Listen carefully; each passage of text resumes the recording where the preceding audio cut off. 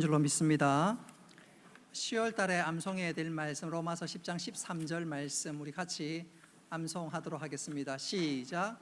누구든지 주의 이름을 부르는 자는 구원을 받으리라. 아멘. 로마서 10장 13절 말씀. 아멘. 이 말씀은 쉽게 암송할 수 있겠지요? 누구든지 주의 이름을 부르는 자는 구원을 받으리라. 이 말씀이 다시 한번 우리들에게 감사와 은혜와 감격의 말씀이 될 수 있기를 바랍니다. 11월이나 12월쯤 되면 우리 교회 근처에 있는 일동휴 한신아파트가 아마 입주가 됩니다. 그 일을 위해서 우리가 전도의 훈련 준비하고 있고, 또 저는 개인적으로 여러분들에게 내가 믿는 예수가 이런 분이다 증거하기 위해서 예수님이 어떤 분인지 쭉 소개하고 있습니다.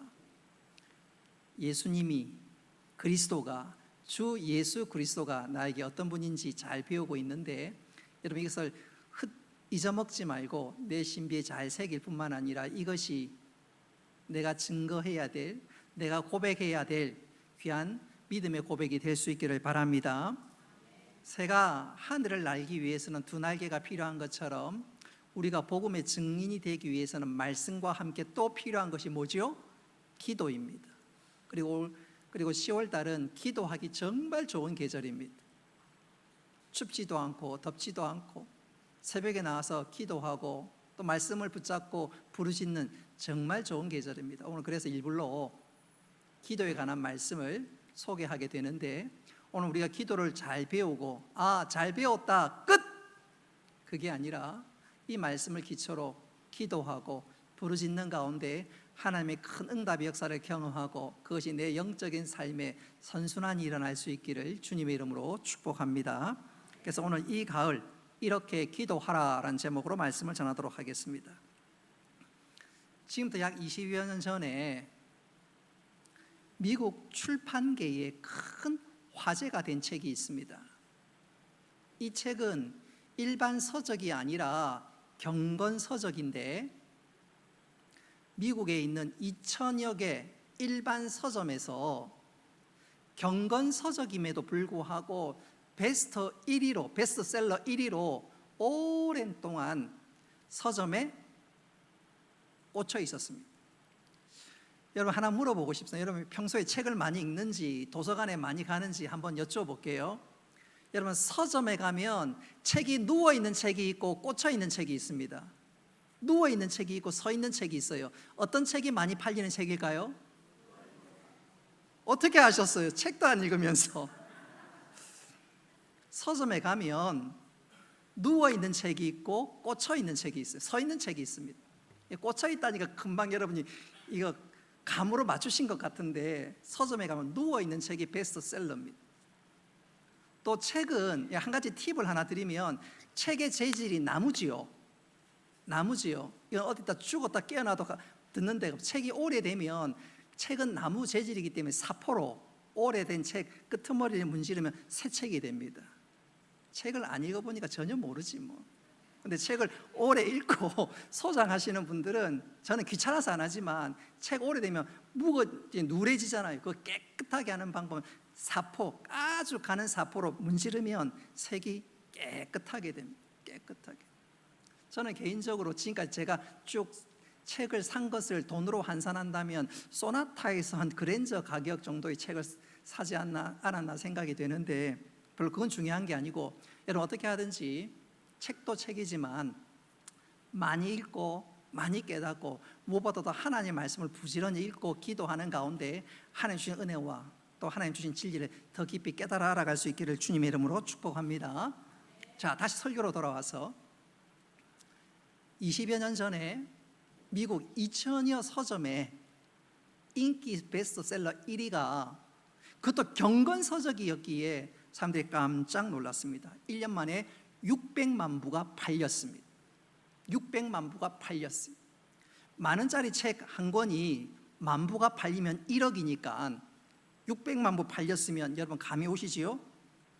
이 책의 저자가 브루스 윌킨스고, 그 책의 제목은 우리가 잘 알고 있는 것처럼 야베스의 기도입니다.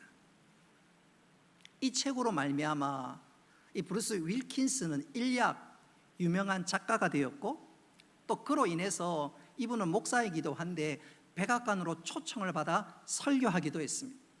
뿐만 아니라 미국의 유명한 방송 ABC 방송에서 우리로 치면 그 8시 아침마당 그런 프로에 초대를 받아서 이 책에 관한 내용을 쭉 소개하고 자신의 삶을 소위 간증하기도 했습니다. 여러분, 이 야베스의 기도란 책의 내용은 너무너무 간단합니다. 역대상 4장 9절과 10절 이 두 구절을 해석한 책입니다. 옛날에 야베스라는 사람이 있었는데 그가 하나님 앞에 하나님, 제 인생을 축복해 주시고 제 삶의 지경을 넓혀 주옵소서 그렇게 기도했더니 하나님께서 큰 기도의 응답으로 역사하셨다. 바로 그것입니다. 이 브루스 윌킨스는 그 기도는 야베스에게만 해당되는 것이 아니라 우리에게도 동일하게 적용되고, 그는 그렇게 기도했더니 그의 삶이 변화되었을 뿐만 아니라 하나님께서 그에게 베풀으신 은혜와 복이 이거다 그가 증거했는데, 그것이 많은 미국인들에게 도전과 감동이 되어서 소문과 소문이 나고, 그래서 많은 사람들이 그 책을 읽게 되었습니다. 여러분, 우리도 그 책에 나와 있는 것처럼 우리가 하나님 앞에 복을 구하는 기도 하기는 해야 되는데, 그 복의 목적이 나로 하여금 그냥 잘 살고 나로 하여금 그냥 행복한 그것을 위해서 구하는 복이 아니라, 한번 따라 합시다. 하나님의 나라, 하나님의 나라. 바로 하나님 나라를 위해서 하나님 저에게 복을 주시고 제가 축복의 통로로 살아가게 하여 주옵소서. 우리가 그렇게 기도할 수 있어야 되겠습니다. 그럴 때 하나님께서 당신의 마음에 딱 맞아서, 그래, 내가 너에게 복을 주기만 하면 너는 정말로 하나님 나라를 위해서 하나님 영광에서 살겠구나. 하나님께서 미소 지으시면서 우리에게 응답의 역사를 해 주실 것인데, 여러분, 우리의 기도가 그렇게 될 수 있기를 바랍니다. 그런 측면에서 우리 자신을 한번 좀 돌아봤으면 좋겠어요. 나는 어떤 기도 제목을 가지고 기도하고 있는가? 소위 내 1년 동안 기도했던 기도의 리스트를 쫙 뽑아보면 나는 도대체 무엇을 위해서 기도했는가 알 수 있겠지요. 여러분, 우리가 기도하는 것도 중요하지만 더 중요한 것은, 한번 따라 합시다. 무엇을 위해 기도했느냐. 무엇을 위해 기도했느냐는 훨씬 더 중요합니다. 오늘 읽었던 시편 말씀은 그리스도인들이 하나님 앞에서 어떤 기도를 해야 하는가, 소위 두 가지의 중요한 기도의 제목을 가지고 기도해야 될 것을 우리들에게 권면하고 있는데, 자, 오늘 말씀을 통해서 우리가 해야 될 두 가지 기도의 제목을 깨닫고 그 기도의 제목을 가지고 기도함으로 하나님 주신 응답의 역사를 경험할 뿐만 아니라 축복의 통로로 살아갈 수 있는, 복음의 전사로 살아갈 수 있는 우리 모두가 될 수 있기를 주님의 이름으로 축복합니다. 두 가지 기도의 제목의 첫 번째는, 한번 따라하겠습니다. 제자되게 하옵소서. 제자되게 하옵소서. 바로 그것입니다. 오늘 읽었던 33절부터 35절 말씀이 한마디로 얘기하자면 제자되게 하옵소서, 바로 그 기도 제목입니다. 그래서 우리 이 시간 33절로 35절까지 말씀 우리 같이 한번 읽어보도록 하겠습니다. 시작. 여호와여, 주의 율례들의 도를 내게 가르치소서. 내가 끝까지 지키리이다. 나로 하여금 깨닫게 하여 주소서. 내가 주의 법을 준행하며 전심으로 지키리이다. 나로 하여금 주의 계명들로 행하게 하소서. 내가 이를 즐거워함이니이다. 아멘. 우리가 33절부터 35절까지 비교적 긴 구절을 읽었는데, 이 구절을 한마디로 요약하자면, 한번 따라합시다. 제자되게 하옵소서. 제자되게 하옵소서. 오늘 시편 기자는 평생 나는 이 기도 제목을 가지고 기도했고, 오늘 이 시대에 살아가는 우리들에게도 동일한 권면을 하고 있습니다. 제자되게 하옵소서. 그 기도를 올리라는 것이지요. 자, 그렇다면 우리가 제자되게 하옵소서 기도할 때 구체적으로 기도해야 될 세 가지를 오늘 읽은 말씀은 소개하고 있는데, 첫째로 한번 따라합시다. 제자가 되기 위해서는 한번 따라합시다. 가르치소서. 가르치소서입니다. 여러분, 우리가 제자가 되려면 우리에게 스승이 필요하지요? 그래서 오늘 시편 기자는 33절에서 저를 가르치소서, 제가 당신의 제자가 되고 싶사오니 주여 저를 가르쳐 주시옵소서. 여러분, 우리가 이 기도를 드릴 수 있어야 합니다. 겸손하게 제자가 되기 위해서는 이 기도를 올릴 수 있어야 합니다. 그래서 우리의 신앙의 선배들이 이런 고백을 찬양 가사로 고백하면서 그 가사에 곡조를 붙여서 찬송을 했습니다. 찬송가 453장 2절에 보면 이런 가사로 적혀 있습니다. 성령이 스승 되셔서 진리를 가르치시고 거룩한 뜻을 깨달아 예수를 알게 하소서. 내 평생의 소원, 내 평생의 소원, 대속해 주신 사랑을 간절히 알기 원하네. 제자가 되기 위해서는 우리는 주를 향해서 이렇게 부르짖어야 합니다. 한번 따라합시다. 가르치소서, 가르치소서. 우리 453장 우리 2절 같이 한번 불러봅시다.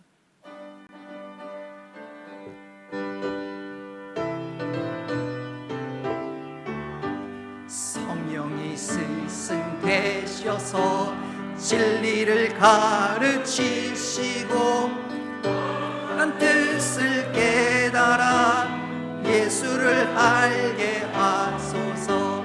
내 평생의 소원, 내 평생의 소원, 대속해 주신 사랑을 간절히. 한 번 더. 성령이 스승 되셔서, 성령이 스승 되셔서 진리를 가르치시고 거룩한 뜻을 깨달아 예수를 알게 하소서. 내 평생의 소원, 내 평생의 소원, 대속해 주신 사랑을 간절히 알기 원하네. 아멘.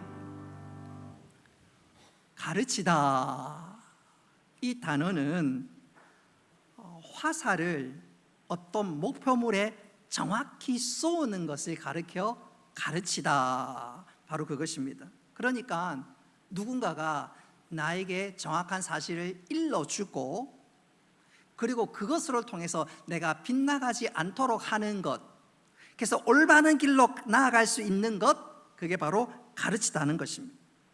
그래서 오늘 시편 기자는 내가 제자로 살기 위해서 하나님, 엉뚱한 것에 빠지지 않고 하나님 원하시는 그 길로 나아갈 수 있도록 저를 가르쳐 주시옵소서. 그래서 오늘 시편 기자의 고백은 바로 이런 고백입니다. 하나님, 제가 제 삶을 어떻게 살아가야 하겠습니까? 제가 가정에서 아버지의 노릇을, 어머니의 노릇을 어떻게 해야 되겠습니까? 하나님, 제가 교회에서 교사의 노릇, 구역장의 노릇, 권찰의 노릇을 어떻게 해야 되겠습니까? 하나님, 제 사업을 제가 어떻게 운영해야 되겠습니까? 하나님, 대인관계의 문제를 제가 어떻게 해야 되겠습니까? 하나님, 하나님 뜻에서 빗나가지 않도록 저를 가르쳐 주시옵소서.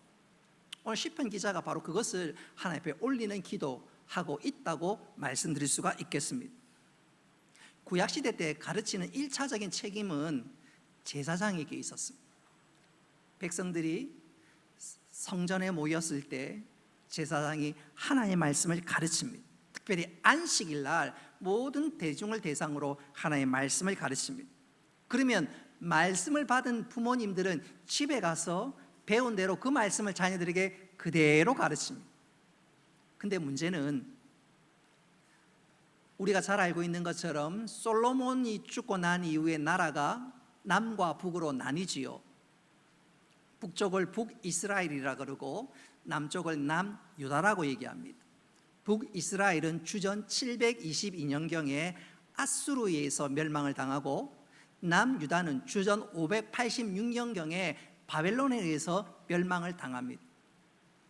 남유다가 멸망을 당하면서 소위 제사장 제도는 사라져 버렸습니다. 그러니까 백성들이 제사장 앞에 나가서, 성전 앞에 나가서 하나님의 말씀을 도무지 배울 기회가 없습니다.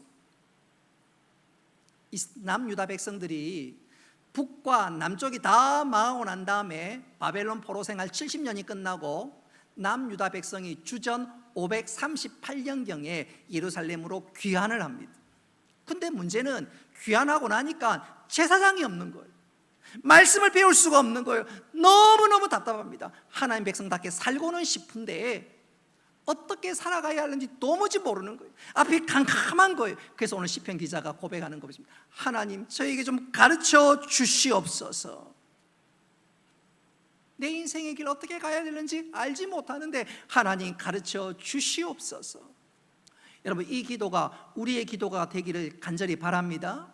여러분, 이 시대 살아가는 게 얼마나 어렵고 힘듭니까? 뿐만 아니라 어떻게 살아가야 되는지 도무지 감을 잡지 못할 때가 있지요. 그럴 때마다 하나님 가르쳐 주시옵소서. 주일날 예배를 통해서 하나님, 당신의 뜻이 무엇입니까? 하나님 깨닫게 하시고 인도하여 주옵소서. 그래서 이 예배 시간을 통해서 한 주간의 첫날인 주일 예배를 통해서 하나님이 기뻐하시는 것이 이거구나, 오늘도 목사님 통해서 주신 말씀이 이거구나 깨닫고 그 말씀대로 살아갈 때 하나님 반드시 책임져 주시고 말씀의 은혜와 복을 주실 것인데, 제자로 살아가기 위한 첫 번째 고백, 첫 번째 기도는 한번 따라합시다. 가르치소서. 겸손히 이 기도를 올릴 수 있는 우리 모두가 되기를 간절히 바랍니다. 두 번째로 제자가 되기 위해서는 한번 따라합시다. 깨닫게 하소서. 깨닫게 하소서. 말씀을 배우면 그게 그거구나 깨달아야 합니다. 오늘 그래서 34절에 하나님 아버지, 나를 깨닫게 하여 주옵소서. 흥미로운 것은 똑같은 말씀을 들어도, 똑같은 설교를 들어도 어떤 분은 깨닫고 감사합니다. 그런데 어떤 분은 도통 깨닫지 못하는 분들이 있어요.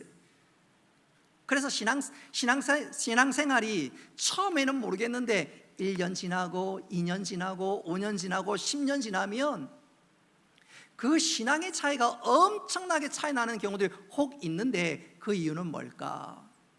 깨달음의 차이. 그게 하나님의 뜻이었구나, 그게 하나님 기뻐하시는 일이구나. 그리고 그 말씀에 온전히 순종하고 그 말씀에 온전히 자기 자신을 드릴 때 하나님께서 그 인생에 은혜와 복을 베풀어 주신 줄 믿으시기를 바랍니다. 그래서 오늘 시편 기자가 가르쳐 주시고, 하나님 한 걸음 더 나아가 저를 깨닫게 하여 주시옵소서. 가르침을 받는 것도 중요하지만 동시에 제가 깨닫게 하여 주옵소서. 여러분, 깨달음의 중요성, 저는 이것을 이렇게 한번 강조하고 싶어요. 여러분, 베드로나 가룟 유다나 둘이 똑같이 예수님을 배반했습니다. 근데 시간이 지나고 난 다음에 베드로는 하나님 나라의 교회의 기둥 같은 인물이 되었습니다. 반대로 가룟 유다는 차라리 나지 않으면 좋을 뻔했겠다. 성경 그렇게 기록하고 있습니다. 여러분, 똑같이 예수님을 배반하고 예수님께 고개를 들었는데 왜 이렇게 현격한 차이, 아니 극명한 차이, 극단적인 차이가 났을까요? 이유는 한 가지, 깨달음의 차이였습니다.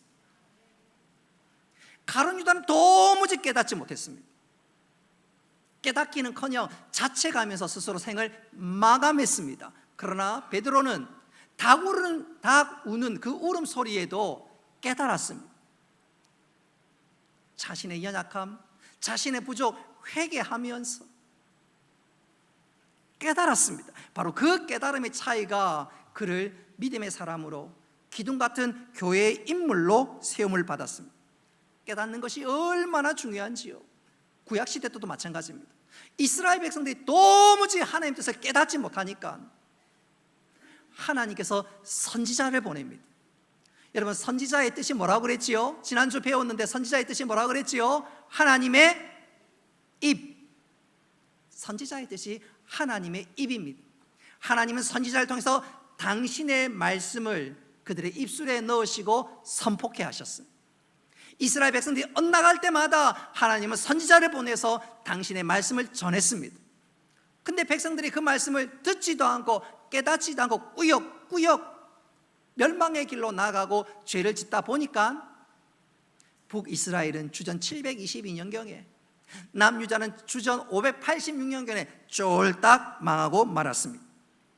그런 측면에서 우리가 말씀을 깨닫는 것 얼마나 중요한지 여러분, 말씀을 깨닫는 것, 저는 이걸 이렇게 한번 강조하고 싶어요. 예수님을 믿어도 불신자와 똑같이 어려움을 당할 때가 있습니다. 사고가 날 때가 있습니다. 내 몸이 병들 때가 있습니다. 내 가정에 어려움이 찾아오기도 합니다.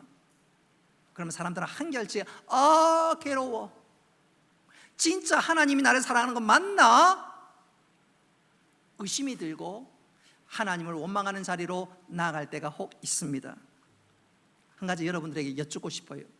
우리가 인생이 안 풀리고 괴롭고 고통스러울 그때 하나님께서 우리에게 심술을 부리신 것일까요? 하나님께서 얘야 고생 좀 해봐라 심술을 부리신 걸까요? 천만의 말씀입니다. 우리가 어떤 일들을 당하든지 하나님 모든 것이 합력하여 우리에게 선을 이루시는 줄 믿으시기를 바랍니다. 몇 주 전의 이야기를 한번 말씀을 기억해 보십시오. 손흥민의 아버지 송응정 씨가 젊은 시절에 고생했습니다. 진짜 고생했습니다. 그때 진짜 하나님 나를 사랑하는 건 맞는가 의심이 들었겠지요. 근데 그가 시간이 지나놓고 보니까 하나님 감사합니다. 내가 그런 고난을 당했기 때문에 흥민이를 키우는 동안 내가 버틸 수 있었고, 그리고 마침내 흥민이가 세계적인 축구 선수가 될 수 있겠습니다. 하나님 저를 버리신 것이 아니라 하나님께서 내 아들을 더 훌륭히 키우기 위해서 하나님 저를 연단시켜 주셨습니다. 하나님 감사합니다. 그 입술에서 그런 고백이 터져 나왔습니다. 아니, 그는 어떤 면에서 손흥민보다 더 감사와 더 기쁨으로 하나님 진짜 나를 사랑하고 나를 인도하고 계셨구나, 내가 하나님 안에 있구나, 얼마나 하루하루 감격스럽겠습니까? 여러분, 하나님은 한번 따라 합시다. 합력하여 선을 이루십니다. 이 말씀을 깨닫고 이 말씀을 붙잡는 자는 어떤 어려움들이 있더라도 넉넉하게 이기게 될 줄 믿으시기를 바랍니다. 여러분, 예수 믿는다는 것은 내 삶이 온도계가 아니라 온도 조절기 같은 삶을 사는 거예요. 온도계란 바깥의 외부 환경에 온도가 올라가고 내려가고, 그래서 조금만 좋으면 헤헤헤헤 하다가 조금만 힘들면 아이고 죽겠네. 근데 예수 믿는 사람은 달라요. 온도 조절기 같은 사람입니다. 바깥의 날씨가 어떻든 저떻든 상관없이, 춥든 덥든 상관없이 늘 기뻐하고 감사할 수 있는, 바로 그게 믿음의 사람인데, 어떤 사람이 가능하냐? 하나님 뜻을 깨닫고 모든 것이 합력하여 선을 이루실 줄 믿는 사람에게 그런 은혜와 그런 고백을 하게 될 줄 믿는데, 한번 따라 합시다. 깨닫게 하소서. 깨닫게 하소서. 오늘 이 새벽, 오늘 우리가 이 주일날 하나님 깨닫게 하여 주셔서 온도기가 아니라 온도 조절기 같은 삶, 감사할 수 있는 삶, 소망 가운데 즐거워하는 삶을 살게 하여 주옵소서. 우리의 기도와 우리의 감사가 있기를 간절히 바랍니다. 제자가 되기 위해서 또 세 번째는 한번 따라 합시다. 지도하옵소서. 지도하소서, 바로 그것입니다. 우리가 배우고 깨닫는 것, 거기에 한 가지 더해 필요한 것은 하나님께서 우리의 모든 삶들을 인도하시고 우리를 지도하는 것 필요합니다. 그래서 오늘 35절, 우리 이전 성경 말씀을 우리 한번 읽어볼 필요가 있는데, 우리 35절 스크린에 나와 있는 것을 같이 한번 읽어보겠습니다. 시작. 나로 주의 계명의 첫 경으로 행케 하소서. 아멘. 나를 지도하시되 내가 말씀 붙잡고 따라갈 수 있도록 저를 지도하여 주옵소서, 그 말이에요. 여러분, 말을 잘 듣고 지도받는 거 굉장히 중요합니다. 저는 이것을 이렇게 한번 강조하고 싶어요. 지금 한 7년 전인가 8년 전인가 명절에 시댁에 갔어요. 어머니께서 하시는 말씀이 저에게, 황 목사, 아무개 집사 잘 알지? 예 어머니 잘 알지요. 그 집사님이 이번에 그 장님 쪽에 가게를 오픈하는데 어떻게 해야 될지 몰라서 나에게 기도 부탁했는데 어떻게 기도할까? 저에게 묻더라고요. 근데 제가 어머니에게 이렇게 대답했습니다. 어머니, 기도하기 이전에 먼저 그 집사님에게 이런 얘기를 해주세요. 그 집사님이 그 부동산 중개소를 통해서 어떤 가게를 소개받았는데 목도 좋고 괜찮을 것 같아서 계약을 할까 말까 고민하면서 기도를 부탁했는데 제가 그랬습니다. 부동산 말 듣지 말고 제일 먼저 빨리 가서 그 집에 수도 요금을 한번 떼보세요. 지금 고개를 끄덕거리는 사람들은 머리가 잘 돌아가는 분들이에요. 도대체 이게 뭔지 모르는 사람은 절대로 사업하지 마세요. 절대로 사업하지 마세요. 빨리 깨닫지 못한 사람 사업하지 마세요. 여러분, 음식점에 수도 요금이 많이 나온다는 것이 무슨 뜻이지요? 장사가 잘 된다. 근데 보니까 수도 요금을 떼보니까 요금이 별로 안 나왔어. 무슨 뜻이지요? 안 된다는. 그 부동산 중개소 사무소가 우리 박 장로님 같으면 정말로 정직하게 소개했을 것 같은데 가머니설로 그냥 쏙 넘어가 버려요. 첫째, 목이 좋으니까. 근데 목이 안만 좋아도 뭐 솜씨가 없었는가 보지요.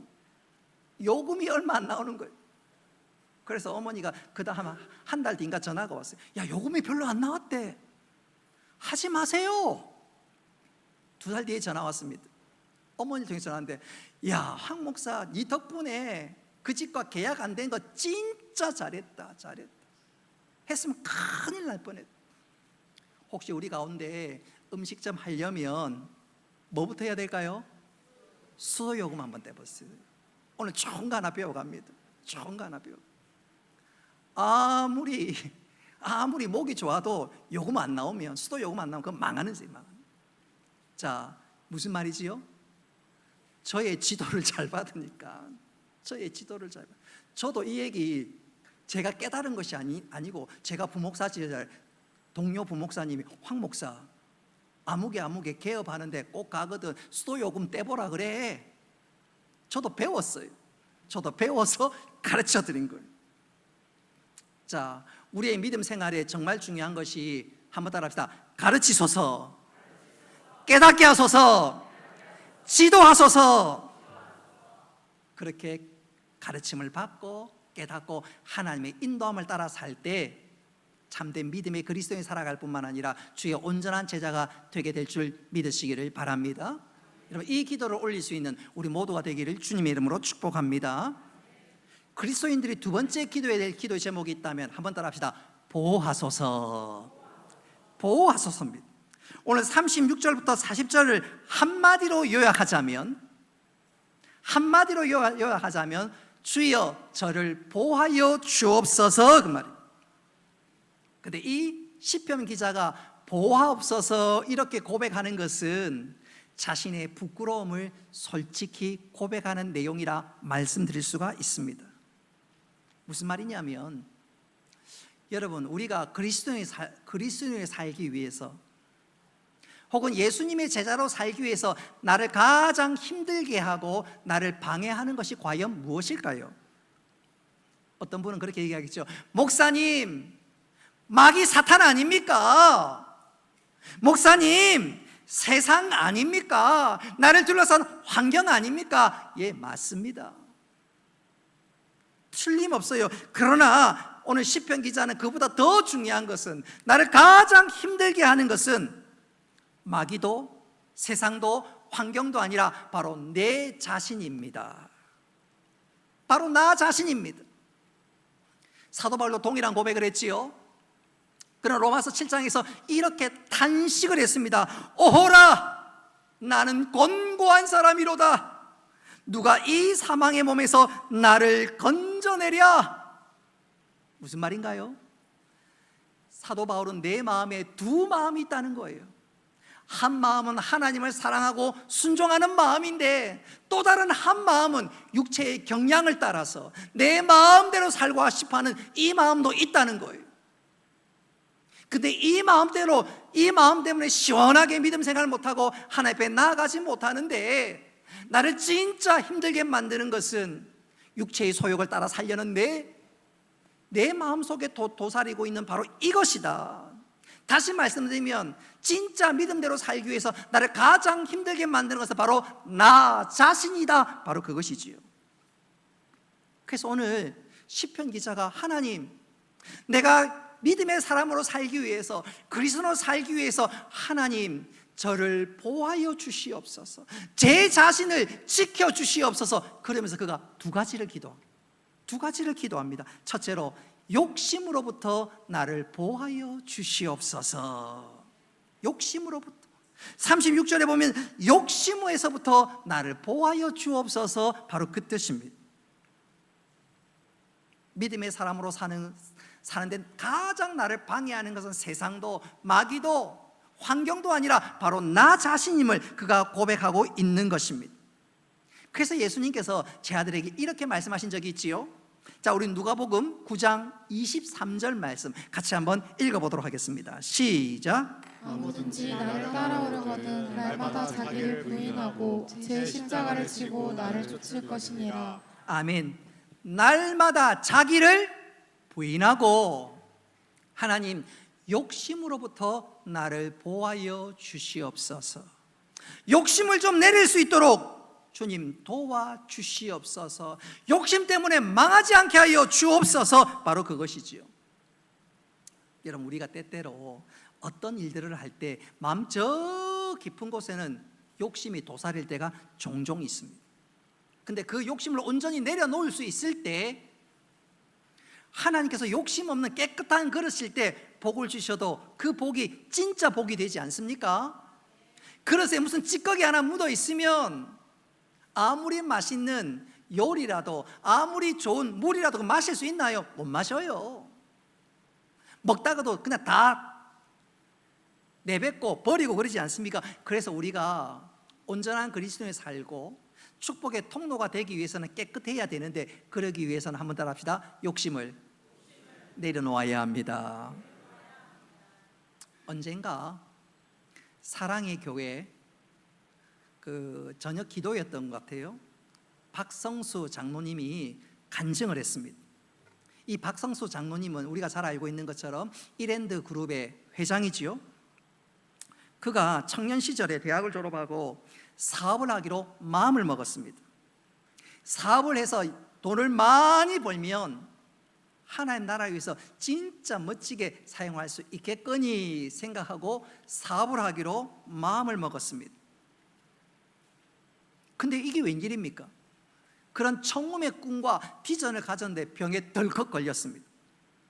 병명은 모르겠는데 의사 선생님이 하시는 말씀이 근역 무력증이라고 합니다. 근육에 힘이 없고 팔에 힘이 없어서 나중에는 볼펜 한 자루 들 힘도 없는 거예요. 병원에서 무려 5년을 누웠습니다. 하나님 앞에 기도하지요. 하나님, 내가 하나님 영광을 위해서 살려고 하는데 이게 뭡니까? 하나님, 이게 어떻게 된 일입니까? 하나님 앞에 원망의 기도를 쏟아놓았습니다. 5년이 지나면서 그가 깨닫는 것이 있습니다. 자기 자신을 깨달은 거예요. 내가 말은 하나님 영광, 말은 하나님의 나라라고 얘기를 하지만 실상은 떡고물에 더 관심이 많았습니다. 하나님 나라를 위해서 크게 사업하면 나에게 떡고물도 좀 많이 떨어지지 않겠느냐. 그래서 말은 하나님의 나라, 하나님의 비전 얘기했지만 실상은 알고 보니까 자기 자신이 떡고물에 관심이 많았다는 것을 깨닫게 되었습니다. 그거 깨달으면서 진짜 하나님, 내가 이것밖에 안 되군요. 진짜 내가 욕심이 많군요. 철저하게 회개했습니다. 근데 하나님께서 그 기도를 기쁘게 받아주셨습니다. 할렐루야. 어느 날 자신의 몸이 회복되는 것이 느껴지면서 그 근육 무력증이 어떻게 된지 그냥 완전히 사라져 버렸어요. 의사 선생님도 이건 기적이다. 이건 기적이다. 그래 그가 기적적으로 사업을 시작했고 잘 아시다시피 지금 이랜드 그룹의 사장이 되었지요. 여러분들 한번 여쭙고 싶습니다. 여러분 왜 기도하십니까? 또 그 기도의 목적이 무엇입니까? 오늘 시편 기자는 자기가 신앙이 좋았음에도 불구하고 어느 날 내 안에 있는 욕심을 발견했습니다. 그래서 그가 고백하기를 하나님 제가 욕심을 내리게 하여 주옵소서. 욕심으로부터 저를 보호하여 주옵소서. 여러분 이 기도를 드리고 우리가 순전히 하나님을 쫓을 때 우리가 하나님의 나라를 이룰 뿐만 아니라 하나님께서 우리에게 복을 주셔서 당신 나라를 확장시켜 나갈 수 있을진데 그렇게 될 수 있기를 우리 모두 될 수 있기를 주님의 이름으로 축복합니다. 보호와 관련해서 두 번째 기도는 한번 따라 합시다. 안목의 정욕에서 보호하여 주옵소서. 하나님 아버지, 제가 믿음의 사람으로 사는 데 있어서 가장 방해받는 것은, 나를 방해하는 것은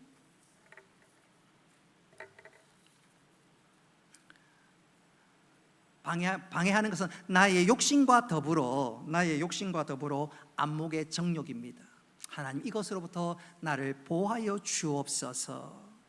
그래서 그가 37절에 이렇게 기도합니다. 이전 성경이 조금 더 해석이 좋은데 우리 37절 말씀 스크린에 나와 있는 말씀을 같이 한번 읽어보겠습니다. 시작. 내 눈을 돌이켜 허탄한 것을 보지 말게 하시고 주의 도에 나를 소성케 하소서. 아멘. 시편 기자가 깨달았습니다. 내가 왜 욕심이 생기는지, 내 마음에 왜 욕심이 드는지 깨닫게 되었습니다. 그것은 바로 내 눈에 잘못된 안목 때문이었음을 그가 깨달았습니다. 그래서 하나님 아버지, 제가 안목의 정욕, 눈의 정욕으로서 저를 보호하여 주옵소서. 그가 그렇게 기도하고 있는 것이지요. 여러분 창세기 3장에 보면 아담과 하와가 왜 선악과를 따먹고 하나님이 하지 말라는 그 일들을 행함으로 죄를 범했을까요? 이유는 한 가지, 안목의 정욕 때문이었습니다. 우리 창세기 3장 6절 말씀 같이 한번 읽어보겠습니다. 시작. 여자가 그 나무를 본즉 먹음직스럽고 무화과도 하고 지혜롭게 할 만큼 탐스럽기도 한 나무인지라. 아멘. 여자가 그 나무를 본즉 안목의 정욕에서 벗어나지 못했다 그 말입니다. 잘못된 안목으로 잘못된 판단을 하고 결국 그것으로 말미암아 죄를 범하게 되었다 그 말입니다. 그런 측면에서 내 눈은 어떨까요? 내 눈은 안목의 정욕으로부터 완전히 자유하고 있을까요? 천만의 말씀입니다. 2022년 통계에 보니까 대한민국 사람들이 하루에 스마트폰을 얼마나 보느냐 통계를 내보니까 1시간 17분을 보더랍니다. 하루에 1시간 17분. 그렇다면 하루에 텔레비전은 얼마나 보는가 통계를 내보니까 3시간 19분이랍니다. 하루에 5시간을 텔레비전이나 스마트폰에 빼앗기고 있어요. 조금 종교적인 용어로 표현한다면 텔레비전과 스마트폰을 하루에 5시간 예배하고 있는 거예요. 하루에 5시간이라면 일주일이면 얼마지요? 몇 시간이죠? 35시간. 하나 물어봅시다. 여러분 일주일에 예배 몇 번 드려요? 예배 시간에 얼마나 많은 시간을 투자합니까? 오전 예배가 1시간이라면 설교는 30분 정도밖에 안 되는데 우리가 영의 말씀은 일주일에 30분, 세상의 온갖 소리에는 30시간이 넘게 빼앗깁니다. 여러분 내 생각과 내 가치관이 말씀으로 가겠습니까? 세상으로 가겠습니까? 세상으로 가지요. 요즘 광고를 보면요 아파 죽을 사람 아무도 없어요. 머리가 아프면 뭘 먹으면 되지요? 맞닥해버린. 이가 아프면 어떻게 하면 되지요? 우리야 이찬호 집사님이 계시는 서울 수치과 가면 되지만 이가 아프면 뭐지요? 사리돈. 무릎이 아프면 그 트라스턴가 뭐 그거 있지요. 아플 사람이 없어. 아프면 하나님 앞에 기도하기보다는 광고에 마음이 빼앗깁니다.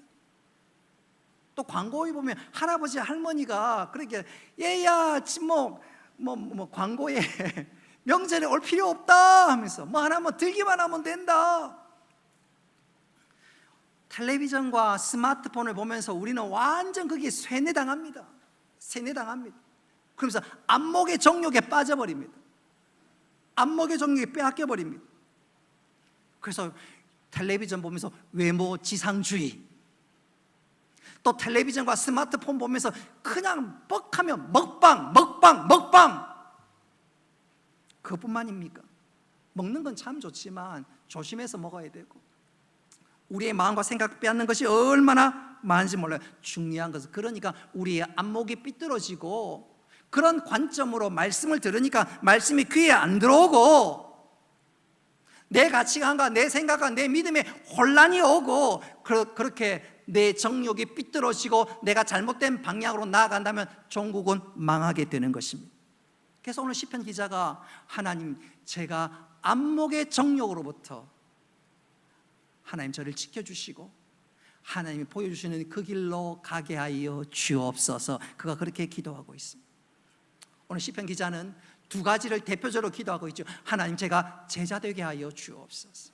하나님, 저를 보호하여 주옵소서. 그래서 하나님 보시기에 참된 믿음의 삶으로 살게 하여 주옵소서. 그가 그렇게 기도 드렸더니 하나님께서 그 기도를 들으시고 응답하시는데, 우리 40절 말씀, 40절 말씀, 우리 스크린에 나와 있는 글을 가지고 스크린에 있는 말씀으로 우리 같이 한번 읽어보도록 하겠습니다. 시작. 주의 의에 나를 소생케 하소서.